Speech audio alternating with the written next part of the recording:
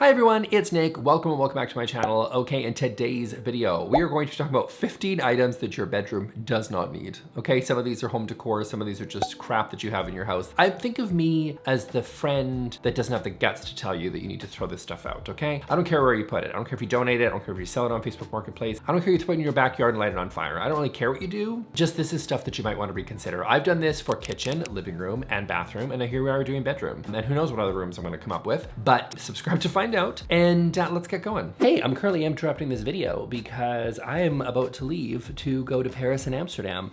I'm super excited because this video is sponsored by Saily, and they are helping me get amazing, affordable data while I'm overseas. I used them at Christmas time when I went to Amsterdam, and I'm using them again on this trip, so here I go. Now you might be thinking, by the way, why are you going to Amsterdam twice in a couple of months? And to that I say, let a man have his secrets. Okay. See y'all there. Traveling was so much easier with Saily because I didn't have to worry about going over my international data fees or spending time at the airport trying to get a SIM card and figuring that out.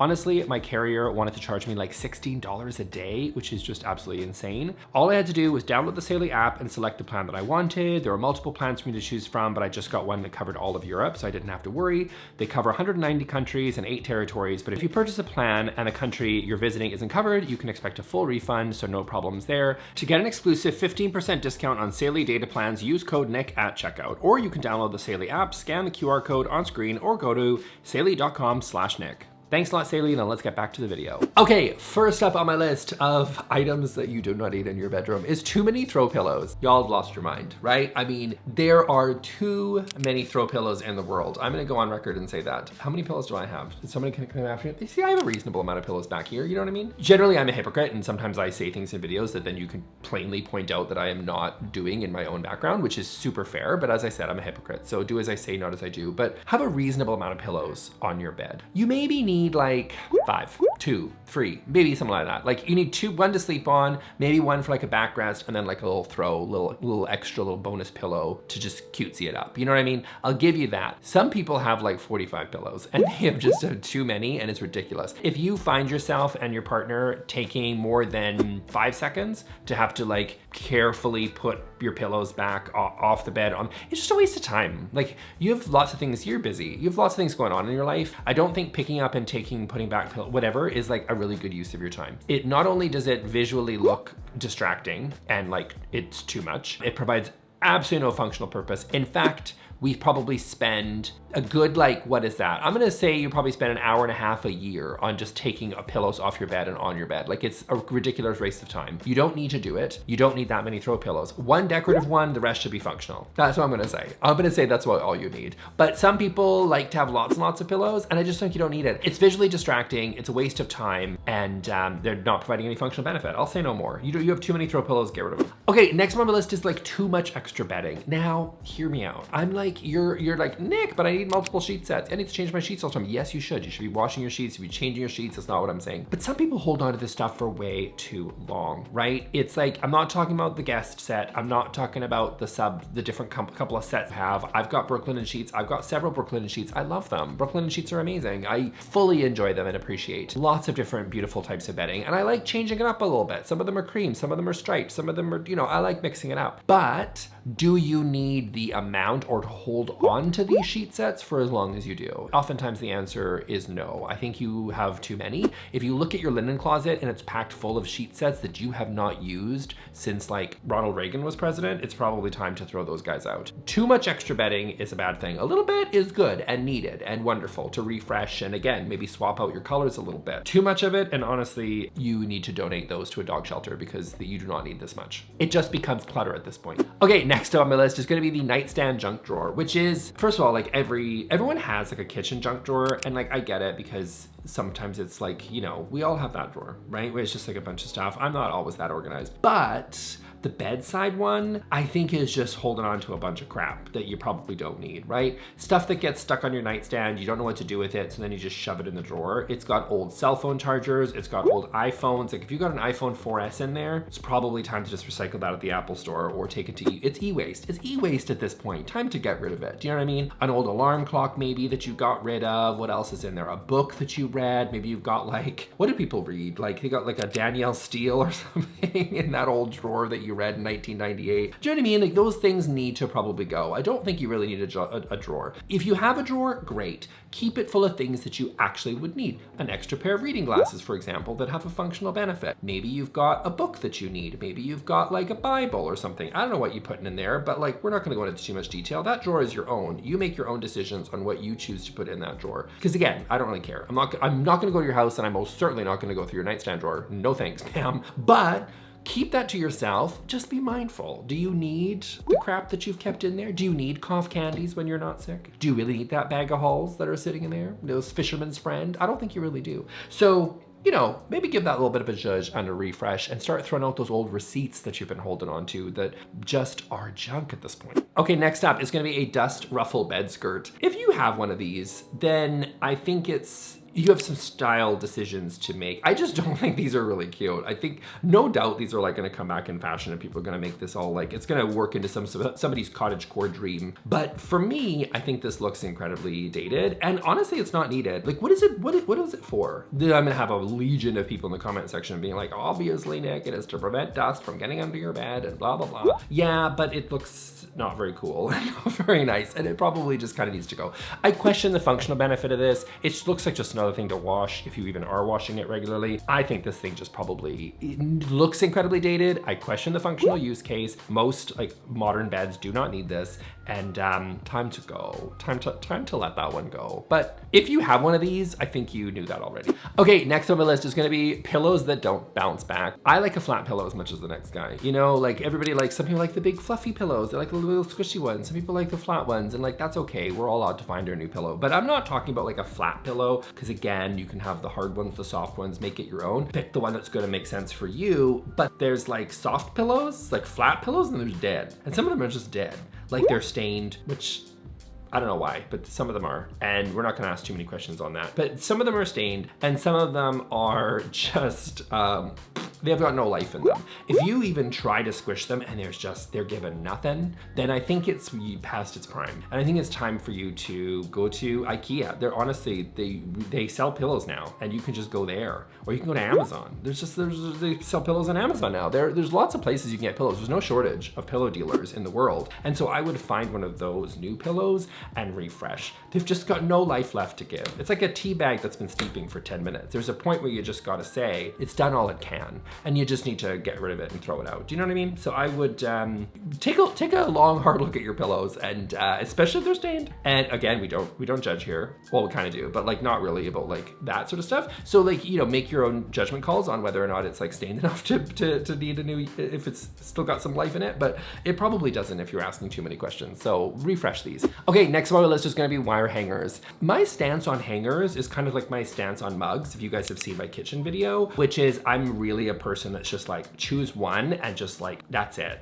You just have one. I just want one mug. I just want one mug, and I want it to, yeah, I'm not a person who's got the Mickey Mouse mug, and then you got the Star Wars mug, and then you've got the one that you got for free from McDonald's with your Happy Meal. I'm not that guy. I don't like a bunch of different mugs. I just want one mug, and that's it. And I can do that because I live alone and I don't have children or anybody else to try to ruin my vibe with different mugs. I feel the same way about wire hangers, okay? Which is just pick a hanger, probably a wood one, and just have that one. This is not the time to use the old dry cleaner wire hanger, or a plastic one, I hate those too, or a velvet one, or maybe a specialty one. Maybe if you've got like, I don't know, like a suit or something, you might want one that makes more sense and has more structure. But like for the most part, pick a damn hanger and just like choose that one forever. Pick a hanger. Personally, I'm partial to like the wood ones. I get mine from IKEA, but again, you can get them from Amazon. No shortage of wood hanger dealers as well. And you can find one, I'm sure, out there, but just choose a hanger and pick it, and don't mess around with your vibe of all these like wire hangers that you got for free at the laundromat or the dry cleaner. Like you just don't,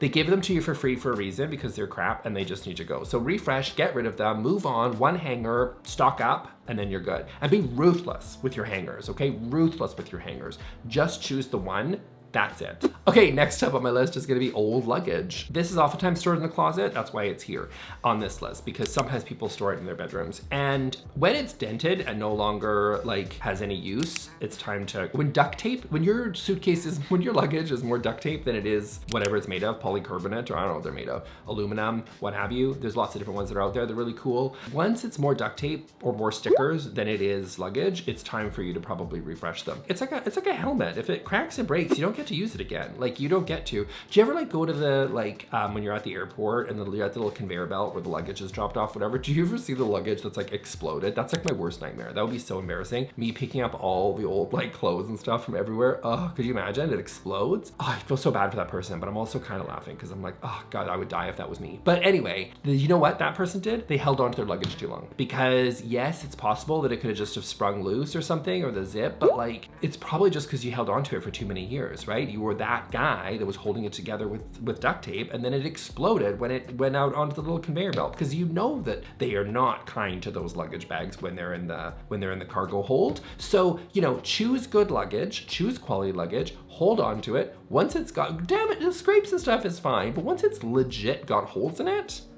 time to refresh. Okay, next on the list is gonna be broken umbrellas. I live in Vancouver where it rains a lot. I consider myself a little bit of an umbrella connoisseur for that reason. And broken ones are not it. They're not gonna do it for you. You need to just get a good umbrella. It doesn't have to be expensive. There's very expensive ones, but you're just gonna probably leave it on the bus anyway. So what's even the point? But get yourself an umbrella. And once it starts to once the little metal prong sticks out the side and now the fabric is like rain's coming in on the side, like it's time for that to go. If the metal prongs have exited the umbrella, or there's a hole in it, or the metal is rusted, or it's bent, chuck it out. It does not doing, it's not using its functional use case. Is this even an interior design channel anymore, or is this just me ranting? Listen, I don't care. I'm just saying choose a different umbrella, because these ones they're not providing the functional use case for you, and it's time to go and get a new one. They're, again, not that expensive. Okay, next on my list is gonna be event clothing. Okay, so your friend put you in a really ugly bridesmaid's dress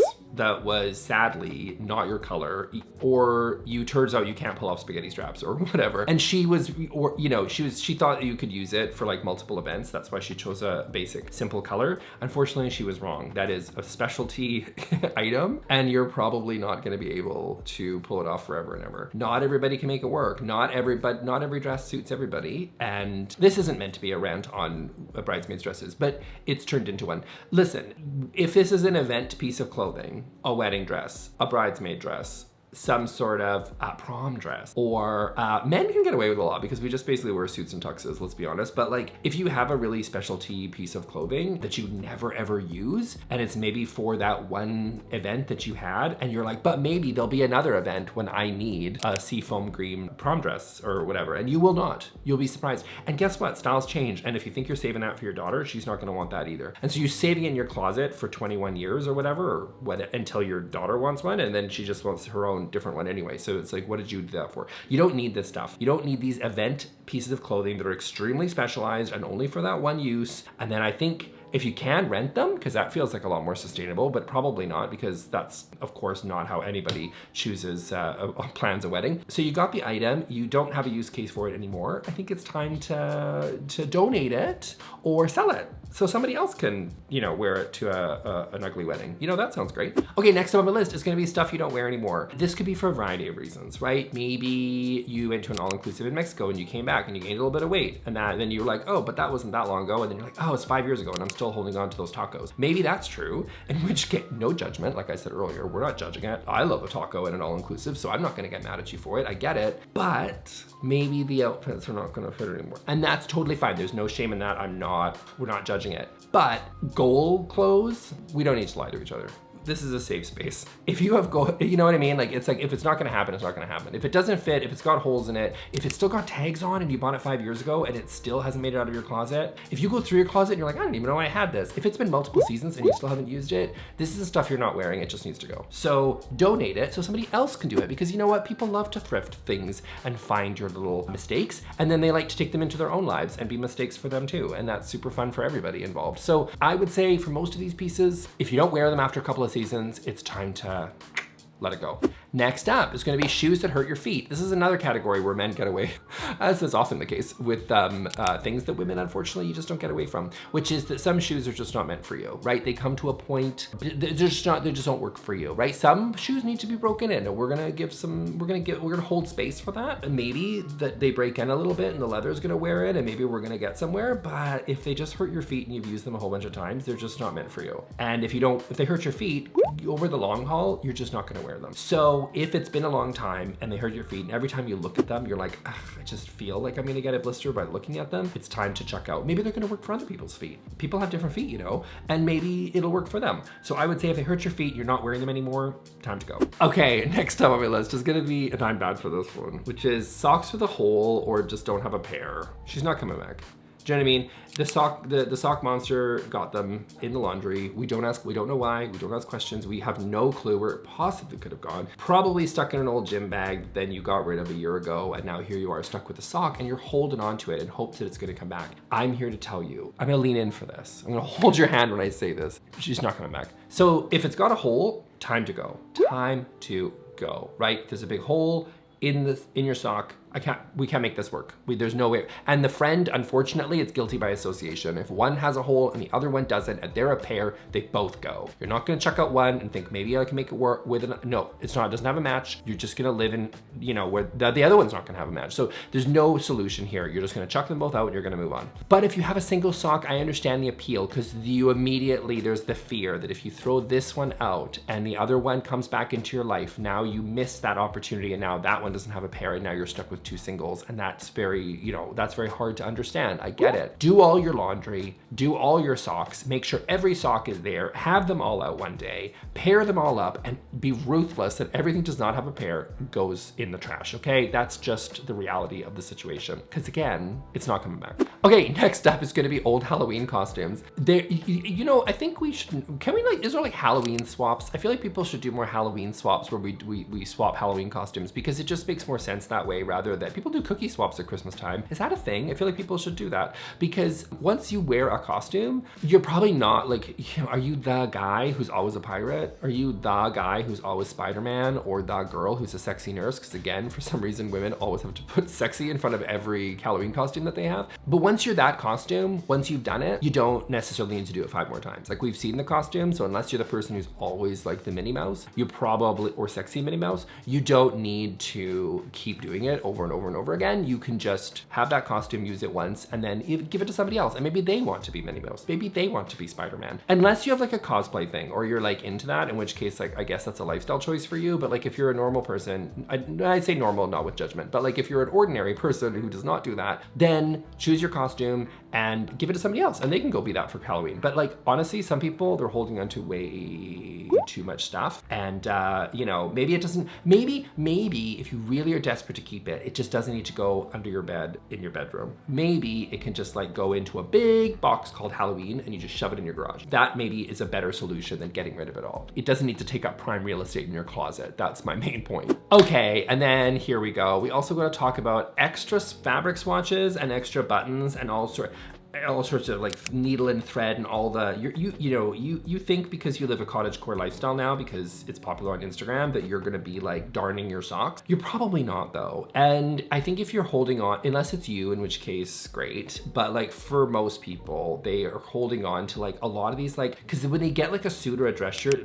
for men, they always give you like the extra button, and you're always like, oh, but what if that button pops off? Do you think I've once in my life used that little extra bonus button? Never. Not in a million years if I use that. Now I just get rid of it because I just don't need it, because otherwise what you can do is you can go like, one day this button's gonna pop off of this dress shirt, and that is the moment where I'm gonna keep this button. And so therefore I'm gonna put it in this little tiny jar, this little jar, and we're gonna stick it in my junk drawer that I put next to my nightstand that I didn't clean out because I didn't listen to Nick's earlier point. And now I'm stuck with a button forever and ever that you're never gonna use. So my advice, skip it. You ain't gonna use it. Unless you're that person, in which case that's your lifestyle, and in which case then fine, you can have a little button area. But for the rest of us, we're probably not using it because we don't even know what darning your socks even means, let alone like actually being able to practically do it. So I would say that for most people, especially because unfortunately sewing is a dying art, most people don't really know how to do it. And so therefore keeping all these extra buttons and all this crap, you just don't need. So much of these videos comes down to this, which is be the person you are and not the person you think that you ought to be. Like, you're probably not the person that's gonna keep all this crap. So just get rid of it because it's not you.